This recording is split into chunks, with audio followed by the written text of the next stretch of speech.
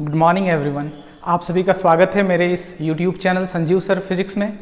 आज हम सब पढ़ने वाले हैं कूलम्ब्स लॉ के बारे में। तो चलिए शुरू करते हैं आज का वीडियो।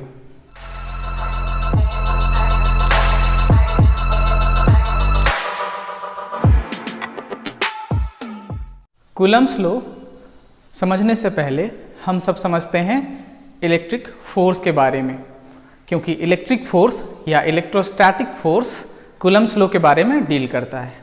ठीक है, तो सबसे पहले इलेक्ट्रिक फोर्स क्या होता है, इसको इलेक्ट्रोस्टैटिक फोर्स भी कहते हैं।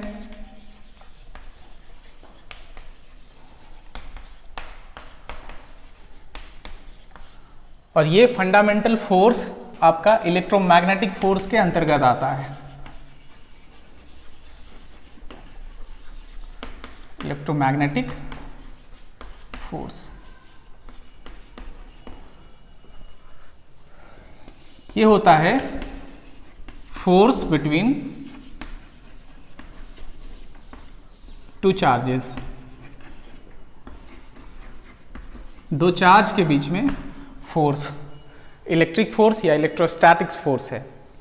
चार्ज आप जानते हैं चार्ज मास के साथ आता है, तो हो सकता है वो फोर्स इलेक्ट्रॉन और प्रोटॉन के बीच में हो सकता है इलेक्ट्रॉन और इलेक्ट्रॉन के बीच में हो सकता है प्रोटॉन और प्रोटॉन के बीच में हो। ये जो फोर्स होता है इलेक्ट्रिक फोर्स वो दो होता है, जैसा कि आपको पहले के वीडियो में बताया गया है। पहला जो होगा वो अट्रैक्टिव होगा, क्योंकि चार्ज हमारे पास दो होते हैं, इसलिए फोर्स जो होगा वो भी दो होगा। दूसरा होगा रिपल्सिव। अट्रैक्टिव में अपोजिट, जो अपोजिट चार्ज होंगे उनके बीच में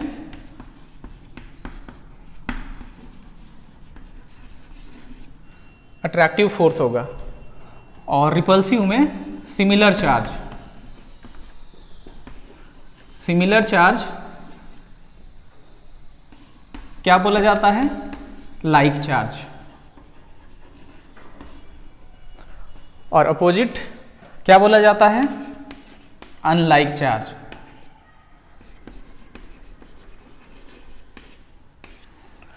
या तो अट्रैक्टिव में पॉजिटिव नेगेटिव या नेगेटिव पॉजिटिव हो सकता है। प्रोटॉन और इलेक्ट्रॉन के बीच में फोर्स लग रहा हो सकता है इलेक्ट्रॉन और प्रोटॉन के बीच में फोर्स लग रहा हो। तो ये जो फोर्स होगा वो अट्रैक्टिव होगा। सिमिलर में क्या होगा? या तो इलेक्ट्रॉन इलेक्ट्रॉन या तो प्रोटॉन प्रोटॉन के बीच में फोर्स होगा। क्योंकि ये फोर्स है तो इसका एसआई यूनिट जो होगा वो न्यूटन होगा।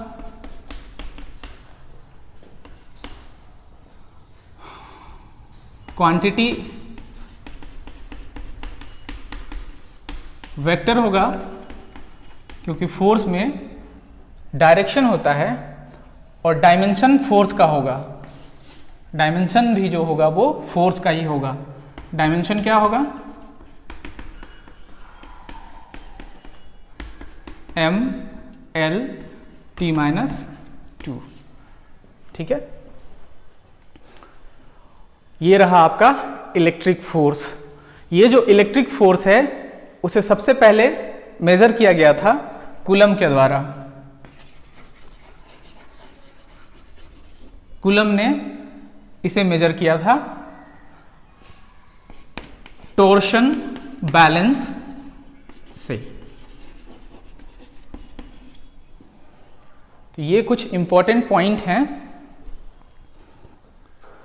ये जो टॉर्शन बैलेंस है आपका कूलम ने 1785 से इलेक्ट्रिक फोर्स को मेजर किया था। तो मेजर करने का फॉर्मूला क्या था? वो फॉर्मूला, वो रिलेशन आपका कूलम्ब्स लॉ है। ठीक है,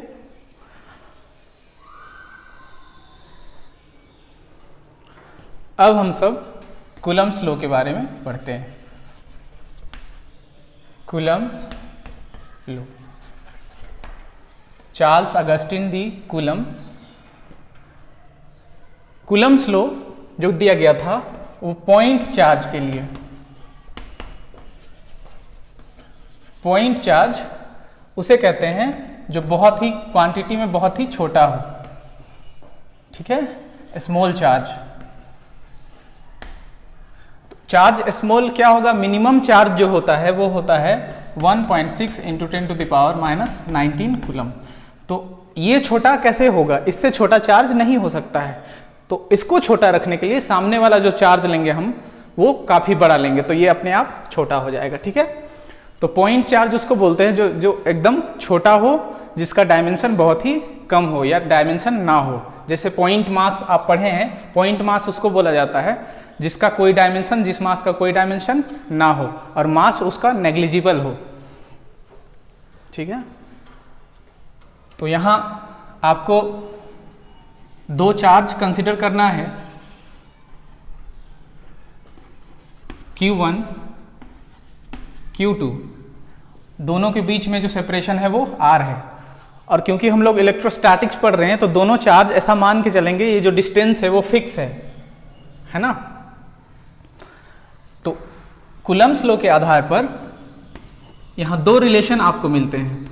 इस पर जो फोर्स लगेगा या तो अट्रैक्टिव या तो रिपल्सिव, वो फोर्स होगा directly proportional to magnitude of multiple of two charges, ठीक है। मतलब दोनों के मल्टीपल के डायरेक्टली प्रोपोर्शनल होगा। और दूसरा रिलेशन जो मिला था वो इनवर्स स्क्वायर का, ठीक है। ये इनवर्स स्क्वायर लॉ बताता है, मतलब डिस्टेंस बढ़ेगा तो फोर्स घटेगा, ठीक है। ये डिस्टेंस अगर बढ़ने लगे तो फोर्स घटेगा। इन्हीं दो रिलेशन को मिलाकर आपका कूलम्स लॉ बना है।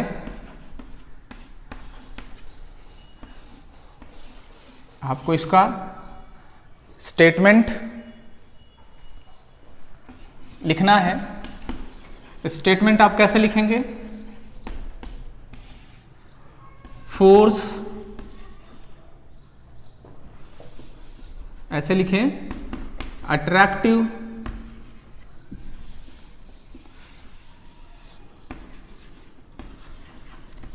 मैग्नीट्यूड ऑफ अट्रैक्टिव और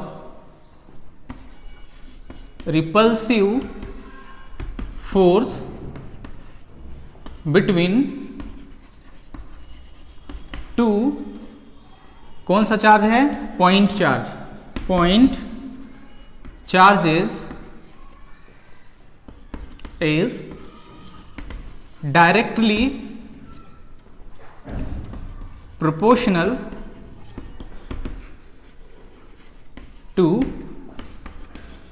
product of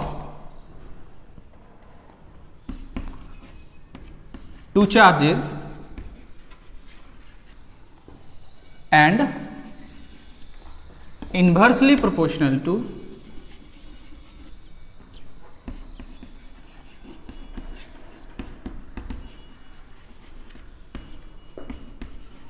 distance square of distance between them, square of distance between them।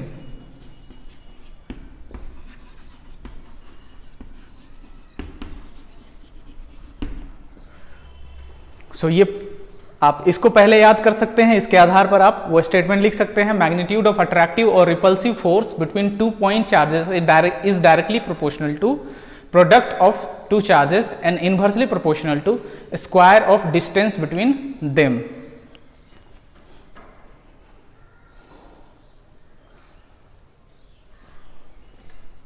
आप पहले से जानते हैं कि जब भी फोर्स या कोई भी रिलेशन में डायरेक्टली प्रोपोर्शनल हो और उसको हटाना हो तो आपको इक्वल करना हो तो एक कांस्टेंट लगाया जाता है।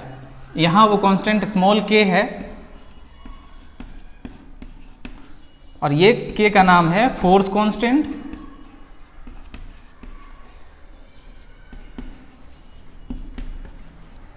फोर्स कांस्टेंट जिसका वैल्यू होता है 1/4 पाई एप्सिलॉन नॉट, ये हम लोग अभी देखेंगे इसका वैल्यू अलग अलग मीडियम के लिए वेरी कर जाता है, और जिसका फर्दर वैल्यू होता है 9 × 10⁹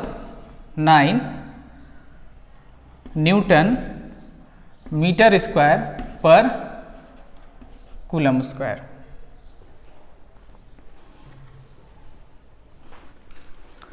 यहाँ एप्सिलॉन नॉट एब्सोल्यूट परमिटिविटी है,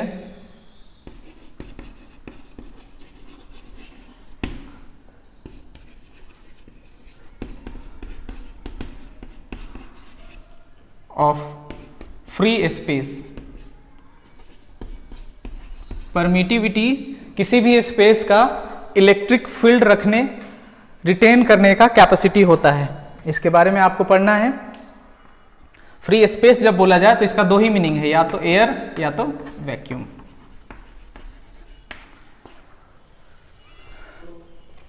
ये जो रिलेशन आपका हो जाता है F, जब आप न्यूमेरिकल सॉल्व करेंगे तो k के जगह में या तो आप लिखें 1/4 pi epsilon not Q1 Q2 upon R square, या तो दूसरा लिखें 9 × 10⁹ Q1 Q2 by R square. Numerical में आपको ये वाला ज़्यादा यूज होगा। अभी जो हम सब ने कूलम्स लॉ का जो फॉर्मेट देखा, जो फॉर्म देखा, 1/4 pi epsilon not Q1 Q2 upon R square, ये सिर्फ दो मीडियम के लिए है, दो के लिए है, या तो एयर के लिए या तो वैक्यूम के लिए। सो कूलम्स लॉ और मीडियम के लिए क्या होगा, डिफरेंट मीडियम के लिए, ठीक है ना। कूलम्स लॉ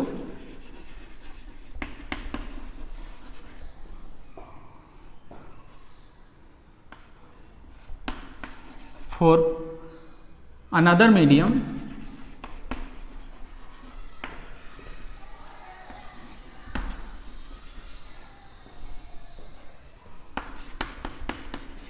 एक्सेप्ट एयर और वैक्यूम, एयर और वैक्यूम को छोड़कर, ठीक है। तो यहां जब आप लिखते तो ये हो जाता 1/4 पाई एप्सिलॉन, ठीक है, Q1 Q2 upon R square. यहाँ एप्सिलॉन जो था वो होता है absolute permittivity into relative permittivity.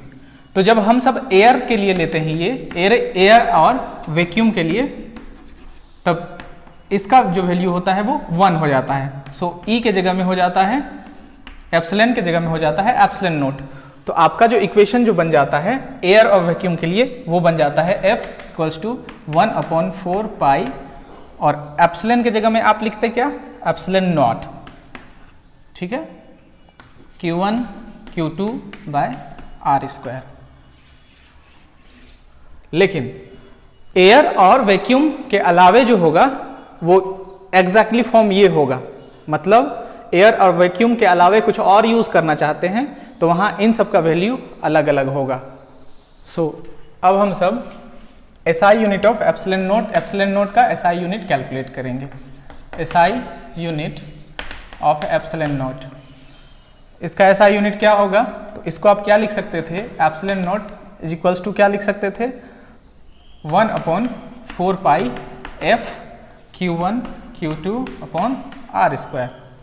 सो ये तो हो गया न्यूटन इनवर्स, न्यूटन फोर्स का हो गया न्यूटन, ठीक है, न्यूमरेटर में गया तो न्यूटन इनवर्स, और कूलम स्क्वायर, और ये हो गया आपका मीटर स्क्वायर यानी metre -2। So coulomb square newton inverse metre -2। So अब हम सब डायमेंशन कैलकुलेट करते हैं। यूनिट के साथ साथ आपका डायमेंशन भी यहीं कैलकुलेट हो जाएगा इसी फार्मूला का यूज़ करते हुए। डायमेंशन आप कैसे कैलकुलेट करेंगे, तो ये 1/4 पाई का डायमेंशन नहीं है, F न्यूटन का है, तो 1/फोर्स का क्या हो जाएगा, आपको पहले से पता है mL/T-2।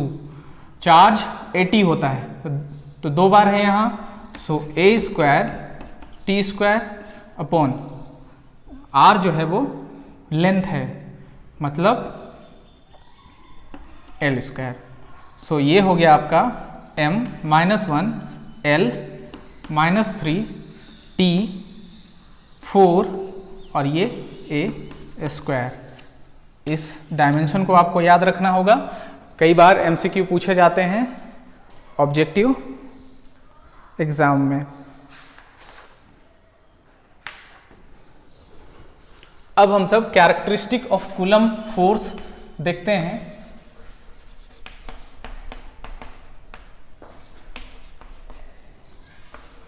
कूलम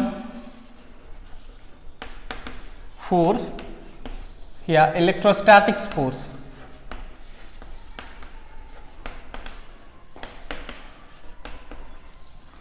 इलेक्ट्रोस्टैटिक फोर्स या इलेक्ट्रिक फोर्स या कूलम फोर्स एक ही है।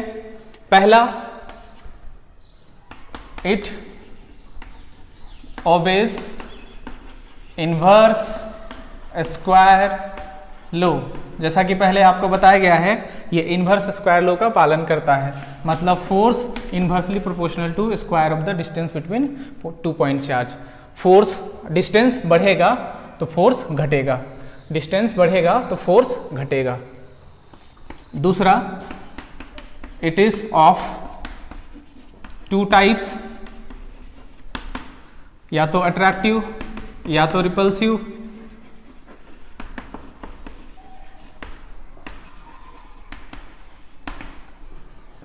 तीसरा, it is not universal.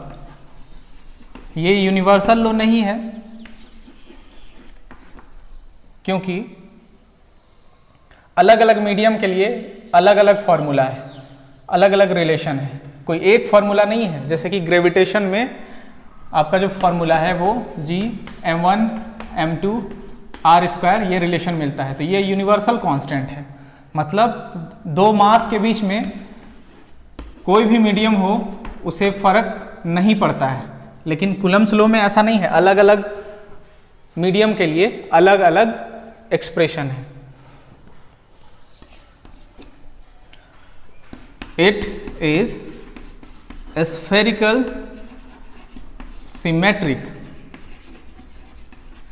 Spherical symmetric कहने का मतलब चारों ओर, यानी जो फोर्स होगा वो चार्ज के चारों ओर होगा, सिर्फ एक लाइन में नहीं होगा। ठीक है, किसी भी चार्ज के चारों ओर।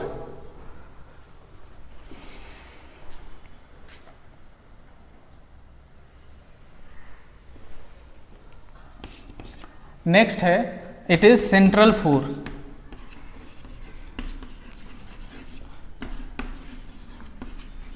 ये सेंट्रल फोर्स है। सेंट्रल फोर्स का मतलब एक्टिंग टुवर्ड्स द सेंटर। ठीक है, मतलब acting towards centre,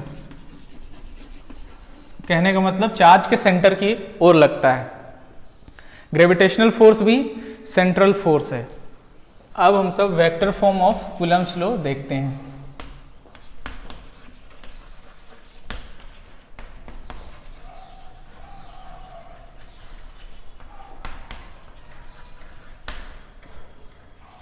vector form, इसमें 2 चार्ज के साथ डायरेक्शन भी हम सबको बताना पड़ेगा। तो यहाँ 2 फिगर बनाना पड़ेगा। पहला Q1 Q2,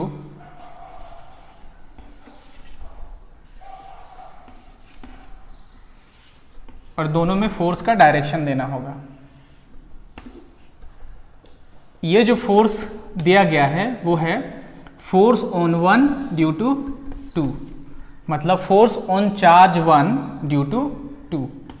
ठीक है, और ये जो फोर्स है force on charge 2 due to 1, मतलब इसके वजह से इस पर कितना फोर्स लग रहा है। और यहां पोजीशन वेक्टर आपको देना होगा R1 2, और इस डायरेक्शन में लेंगे हम लोग R2 1। एक दूसरा फिगर आप बनाएं, एकदम सेम जाएगा, इस डायरेक्शन को बदल देना है। Q1 Q2, इसमें जो फोर्स का जो डायरेक्शन है उसको बदल देना है। F1 2 F2 1 और ये सेम रहेगा R12 R21। अब जब फोर्स का एक्सप्रेशन लिखेंगे यानी F12 लिखेंगे, F12, तब आप क्या लिखेंगे? एक तो आपका 1/4 पाई एप्सिलॉन नॉट, ये कांस्टेंट होगा जब दोनों के बीच में एयर या वैक्यूम हो। Q1 Q2 और यहां आप क्या लिखेंगे? R, दोनों के बीच में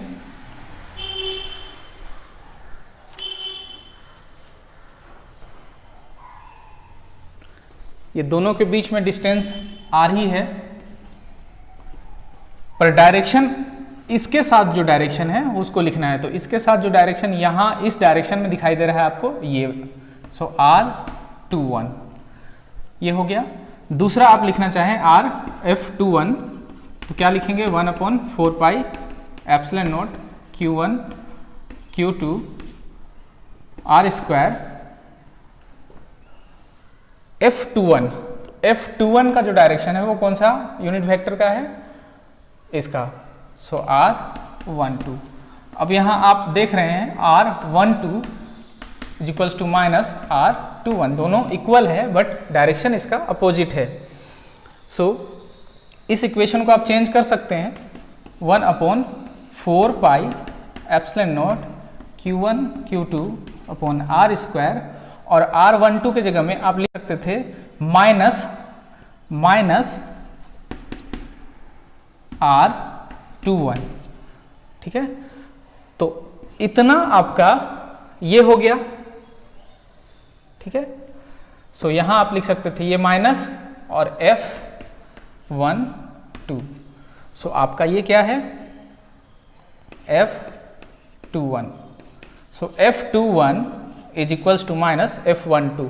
ये बताता है कि कूलम्ब्स लॉ न्यूटन के तीसरे नियम का पालन करता है। ठीक है, सो कूलम्ब्स लॉ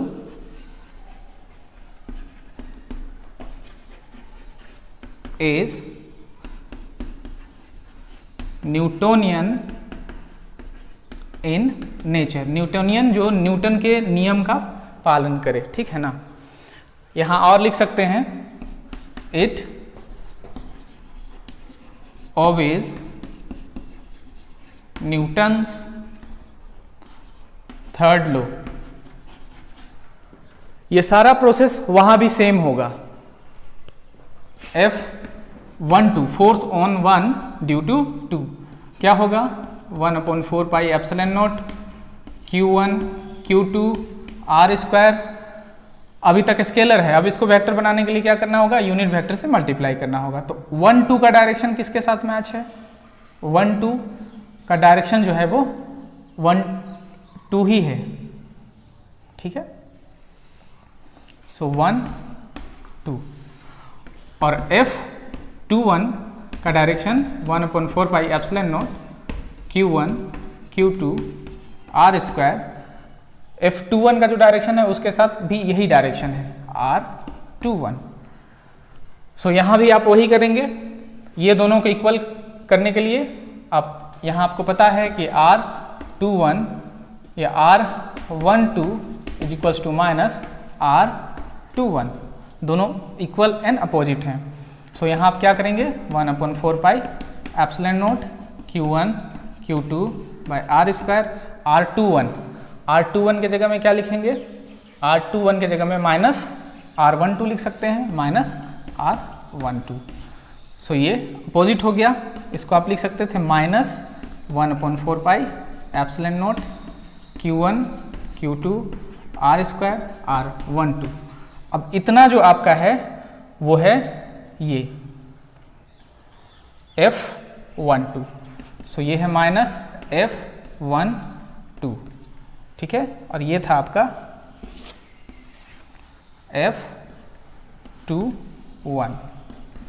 सो यहां भी आपका सेम प्रोसेस है। यहां भी आपको रिजल्टेंट जो मिला वो न्यूटोनियन ही मिला।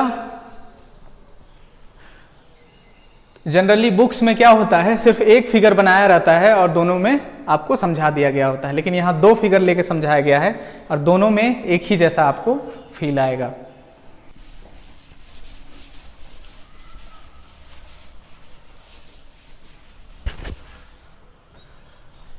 अब हम सब कंपेयर करेंगे इलेक्ट्रोस्टैटिक फोर्स को ग्रेविटेशनल फोर्स के साथ या फिर कूलम फोर्स को ग्रेविटेशनल फोर्स के साथ। तो यहां लिखेंगे आप comparison between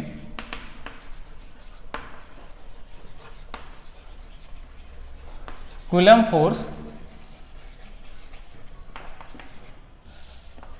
force and gravitational force.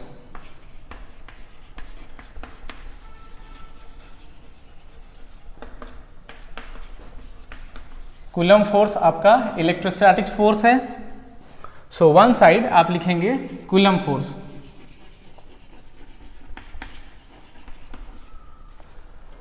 या फिर इलेक्ट्रोस्टैटिक फोर्स या इलेक्ट्रिक फोर्स,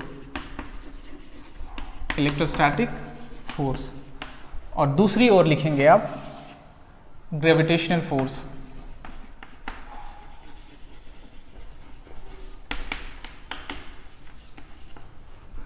सो पहला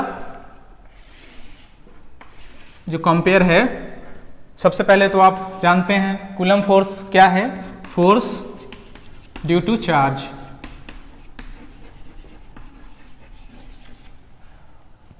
ग्रेविटेशनल क्या है, force due to masses.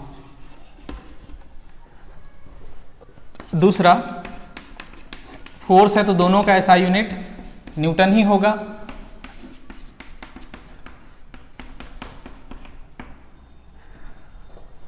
Quantity कैसा होगा, वेक्टर ही है।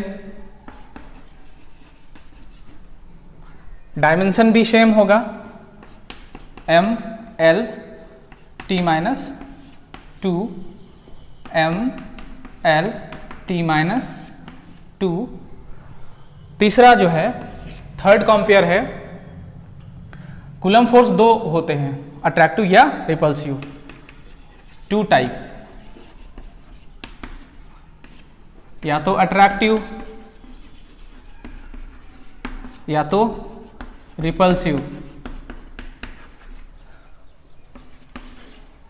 और ग्रेविटेशनल फोर्स ऑलवेज अट्रैक्टिव, क्योंकि मास सिर्फ एक ही होते हैं, ऑलवेज अट्रैक्टिव, हमेशा अट्रैक्टिव होगा। नेक्स्ट जो है 4, ऑलवेज कंजर्वेटिव। कंजर्वेटिव फोर्स उसको बोलते हैं जो अपने पाथ टेकन पे डिपेंड नहीं करता, इनिशियल और फाइनल पोजीशन पर डिपेंड करता है, ये भी ऑलवेज कंजर्वेटिव फोर्स।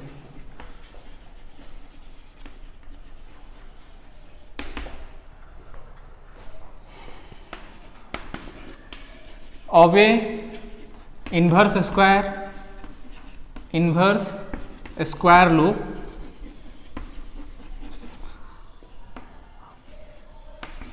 ये भी इन्वर्स स्क्वायर का ओबे करता है।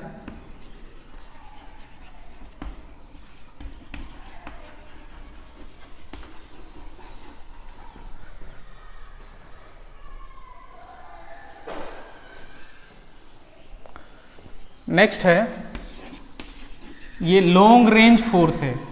लॉन्ग रेंज कहने का मतलब इन्फिनिटी तक वर्क करता है, ये भी आपका लॉन्ग रेंज है। लॉन्ग रेंज फोर्स, ये भी आपका इन्फिनिटी तक वर्क करता है। इलेक्ट्रोस्टैटिक फोर्स हमेशा ग्रेविटेशनल फोर्स से स्ट्रॉन्गर होगा, stronger than gravitational force.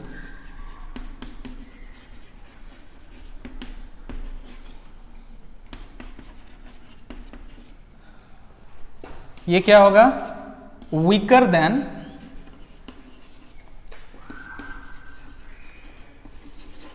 Electrostatic force. वैसे भी weakest fundamental force gravitational force है।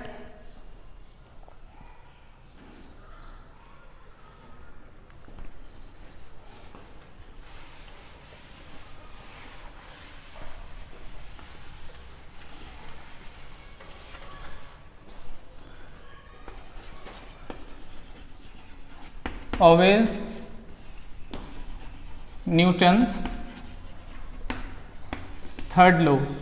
अभी आपको बताया गया है कि न्यूटन के तीसरे नियम का ये पालन करता है, ये भी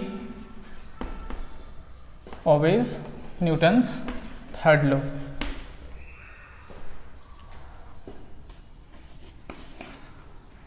कूलम्ब फोर्स का एक्सप्रेशन, दो चार्ज के बीच में क्या होता है, जब एयर और वैक्यूम हो। और ग्रेविटेशनल फोर्स एक्सप्रेशन क्या होता है, दो मास के बीच में, जब दोनों के बीच में कोई भी मीडियम हो, हमेशा के लिए वो है। इसीलिए ये यूनिवर्सल लॉ है और ये यूनिवर्सल नहीं है।